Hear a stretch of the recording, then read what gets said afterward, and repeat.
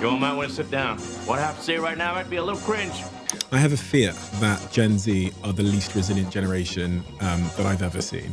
Everybody that talks about don't want to work hard, don't want to put in the time, certainly enjoy the benefits of those that came before them who did put in hard work.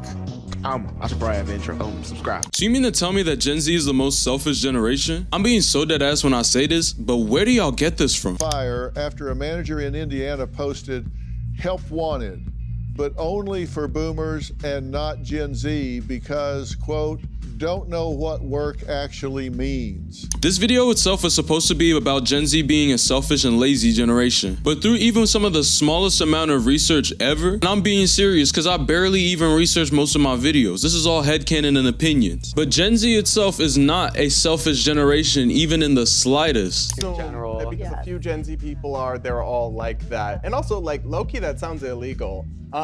Open discrimination and bragging about it. And you sure as hell can't tell me that Gen Z is lazy either. We're living in a generation right now where we have to have two forms of income to even exist in this world. College ain't getting any cheaper, and we really gotta start focusing on our mental health as well too. And I'm not saying this in any type of way, but we really got some real issues to address as Gen Z. Because in my personal opinion, I feel like Gen Z just doesn't have an identity. Yes, we don't have an identity, and I can't even lie, it's probably one of the most interesting things to ever observe. Today I rise to address an oft-forgotten segment of our society. I speak of Generation Z, who will be playing a substantial role in the next election, and Generation Alpha, who will start to come of age the election after. It is for this reason that I shall now render the remainder of my statement using language they're familiar with.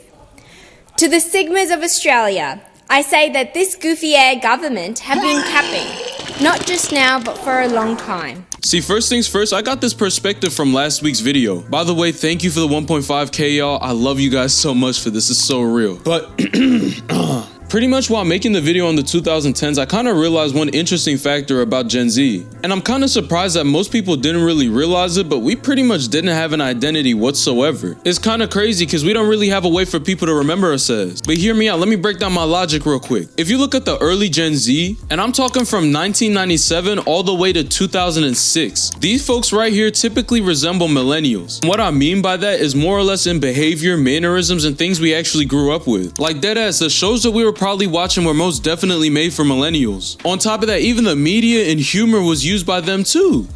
I'm Tyrone. And this fake ass Rick Ross looking motherfucker. This ass shit, bruh. We deadass came into the internet with the foundations that were already set up by the millennials. And let me say another crazy thing, because let's be so real, the younger Gen Z as well is literally the earliest form of Gen Alpha. Good afternoon, parents. Good afternoon, boys and girls. Shut the And I understand what y'all gonna say, cause how Gen Alpha gonna have an identity before Gen Z? But just listen, peep game and lock in. When I say the younger Gen Z, I'm talking about some parts of 2008 all the way to 2012. Cause this is literally the generation of people who were raised by the millennials, which is basically a lot of Gen Alpha. This is the first set of kids who grew up with a screen in front of their faces and a fully functioning internet. I'm literally 03. I grew up with CDs and iPod Shuffle, and everyone and their mother trying to become a skater. This was literally the highlight of my youth, and I can't even lie, for those folks who are stuck in the middle, and that's the 1 or 2 years that I didn't mention, these are the group of people that are either a mix of both, or they really just pick their side and stay on it. But see, that's the thing, there's no other generation that has it like Gen Z. We're literally the first generation to grow up in the internet. We had to experience both its negative aspects and its positives as well too. If the majority of human interaction is nonverbal, what would happen if you removed everything but that small remainder for over a decade? As it turns out, that's the very experiment that we're living in today. And on top of that, we literally became one of the most inclusive generations to ever exist. And with all this playing out in front of our faces, I still don't understand how we don't have an identity yet. Like, if you think of Gen Z right now, like, what do you really think of? Because me personally, I can't really think of anything that I could really pinpoint towards Gen Z. Every generation has its own thing. Like, the greatest generation literally survived the Great Depression. The silent generation had World War II, and that kind of developed their personalities and their behaviors as well too. The baby boomers themselves were born right after after that generation. And we know why they call them the baby boomers. And right after that, their children were dead ass Gen X. And it's crazy to say this because Gen X is pretty much our parents. Well, our parents if you're Gen Z. With each of these generations, you can really see that there's a clear difference between all of them. If you go down the list and actually look up things about Gen Z, what really makes us different from all of these other guys here? And we can't really even say the internet because the early millennials themselves kind of paved the way for us to actually use the internet. How's it going, everyone? PewDiePie here. And if you don't believe me, just search up the most popular social media apps. Cause it's not surprising that the most popular social media apps that we currently have right now were literally all developed for millennials. Like, it's crazy to say it, but all we really have is TikTok and Snapchat. And if you really do a deep dive as well too, every single social media app that did come out for Gen Z themselves straight up died. We had Musical.ly, Vine, and Kick all die in the same time period. And to make it even worse, even when we were trying to make our own identity in the 2010s, we deadass had COVID-19 come out of nowhere. We literally had a 1 in 1,000 years situation happen to us in our time period alone. Life as Gen Z actually has to be scripted because there's no way. Why is Gen Z so depressed? You ever play Elden Ring? Yes, I have. The bosses were really hard. Imagine all the bosses in Elden Ring teamed up and you had to fight them all at once as soon as you started the game.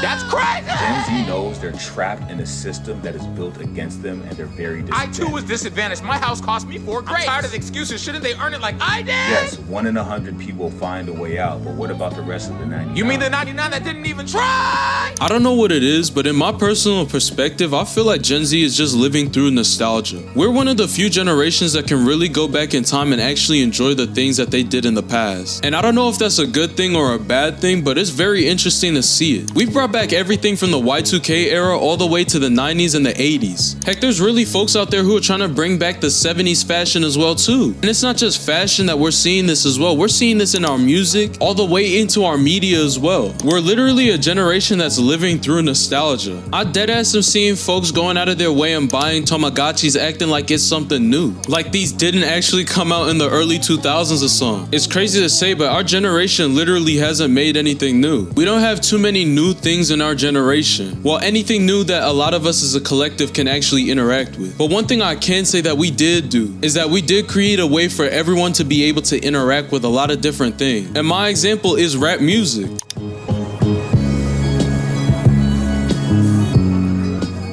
Cause I don't know if y'all realize it, but before the 2010s, rap music as a whole was for a specific group of people. And when I say a certain type of person, I mean a person that was not willing to share a lot about their personal lives or even be personal or have fun on camera. Like, I don't know what it was, but everyone was trying to keep a mystique and somehow look cool in front of the camera at the same time. And this was a common trope for many rappers in that time period. But then the 2010s came along and we had mad people just come out doing anything and everything on camera. Man, we had musicians out here with rainbow colored hair, rainbow grills, and painted fingernails. You could not do this 20 years ago and call yourself a rapper. Real talk, everyone would call you gay. But see, in the 2010s, we cemented the period in which rappers could actually be themselves on camera and have fun. Like, we deadass have guys like Playboy Carti and Lil Uzi who have outfits and personality types that people in the early 2000s would not be messing with whatsoever. Even guys like A$AP Rocky and Tyler the Creator are able to display themselves in whichever way they want. And no one can really say anything about it because that's their personality and how they want to display themselves on camera. But even with all this change, like I stated before, we still don't have an identity. And I think that's really because of the fact that we don't really have anything that's going on that can really force anything to happen. It's said that too little pressure causes boredom and too much pressure causes anxiety. And with the right amount placed on either end causes an identity to be created. But see, the thing is with Gen Z is that we have a balanced amount of boredom and a balanced amount of anxiety. Like, if you take a look at the millennials and the period in which they grew up, they had the pressure of their parents and the world placed onto them. Same goes for the Generation X who are living in a post-war world. And this goes for Generation Alpha as well because they also have pressures as well. They're literally the first generation of people to ever grow up with the world at their fingertips. They're deadass growing up in a period where they can Google anything and everything. Like back in my day, and I don't even want to sound like an unk in any type of way, but we had encyclopedias, thesauruses, and dictionaries. And of course we had the internet, but at the same time, there would be times where people would actually actually prefer the physical book over actually looking it up on the internet. And this is in comparison to nowadays where we can find anything and everything off the internet if you look hard enough. It's kind of crazy because it feels like Gen Z is a huge interlude. In our existence, we had the perfect balance of internet and no internet as well at the same time. And we did see the early stages of how this was affecting people in many different types of ways. It kind of feels like we're the experimental generation. We're literally testing out everything before it goes down to everyone else. Like deadass, if you think about it, we really experienced the internet from its early stages to what it is now. And we've seen a lot of good things come from the internet usage and a lot of bad things as well too. COVID gave us the best results of what happens when people overtly use the internet. And from that period alone, we've seen a lot of bad things. Nobody trusts each other. No one really has strong connections with each other anymore. And a lot of people are genuinely not sociable whatsoever. We've become more easily distracted and we've become the most addicted to everything but alcohol. But even with all these negatives, I still feel like Gen Z is possibly one of the best generations. Because at the end of the day, even though with all these changes and advancements in our lives, I don't think we really needed an identity to begin with. And on top of that, we've changed culture so much to the point that many people in this world can exist peacefully and happily. And to make it even better, any problems that started with Gen Alpha did not start because of us. Like real talk, all those skibbity toilet kids are literally all from the millennials. So, addressing the things that I said at the start, and to be honest, the most selfish generation is really the baby boomers, and on top of that, Gen X as well too. Because realistically speaking, the moment we started making money, everything just got worse for us and better for them. They set up the world economy to pretty much benefit their whole generation, and they suck too. And on top of that, Gen X themselves, I can't even lie, they were just a bunch of horny drug addicts. Just like the generation that came before them, they just made everything worse for everyone else younger than them. And they had P. Diddy, R. Kelly, and Jay-Z all in the same generation. To say the least, Gen Z and the millennials are sweet. Gen Alpha is sweet. We're all some of the least selfish generation. That post-war, pre-war era right there is probably some of the worst set of people you'll ever see. But this is the end of the video. Have a nice day. God bless y'all.